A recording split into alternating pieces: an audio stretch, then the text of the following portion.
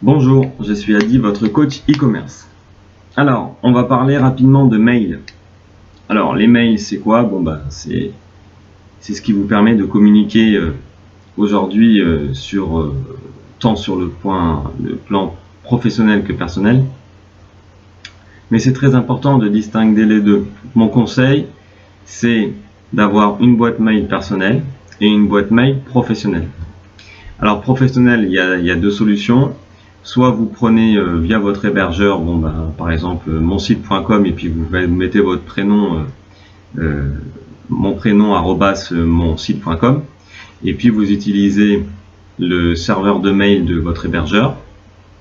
Préférez une boîte Exchange, c'est pas très cher, c'est payant, mais au moins sur votre hébergeur fait des sauvegardes et ça vous permet d'avoir les mails copiés sur tous vos tablettes, vos mobiles, vos PC. Comme ça, si demain vous perdez votre téléphone ou vous scratchez votre ordinateur, tous les mails sont conservés sur une boîte Exchange.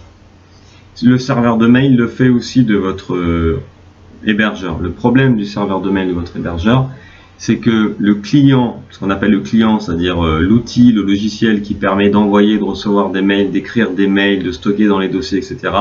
C'est vraiment très basique et c'est très moche et c'est pas bon au niveau professionnel. Il faut prendre quelque chose qui puisse avoir quand même un aspect professionnel. Quand vous communiquez avec vos clients, il faut quand même que on ressente un email professionnel derrière avec une signature, des logos, etc.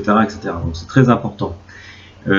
Sinon, vous pouvez utiliser bien sûr Outlook ou alors de Firefox Thunderbird, qui sont des logiciels gratuits professionnels. Mais c'est pareil en fait, vous allez plugger ça avec vos emails professionnels de votre serveur de mail. Donc, mon conseil, serveur de mail auprès de l'hébergeur et ajouter la fonction Exchange. Sinon, vous pouvez utiliser également Gmail. Alors, Gmail a une offre Google Business. Ça vous permet de pouvoir synchroniser pareil. En fait, c'est la même chose que Exchange avec votre hébergeur, sauf que c'est du côté de Google. Voilà. Et c'est aussi payant.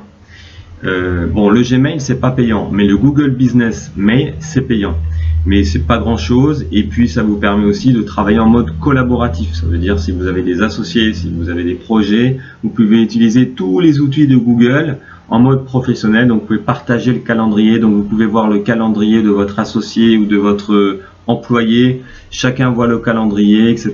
Et puis vous pouvez partager des documents avec Google Drive, des tableaux Excel, etc. Voilà. Par contre, les boîtes mail Yahoo, Hotmail, clairement, n'utilisez pas ça en mode professionnel parce que les boîtes Yahoo et Hotmail sont les boîtes les plus piratées de la planète. C'est très facile pour des hackers de pirater ces boîtes mail. Et la deuxième chose aussi qui est important, c'est que c'est pas du tout intuitif, c'est très long.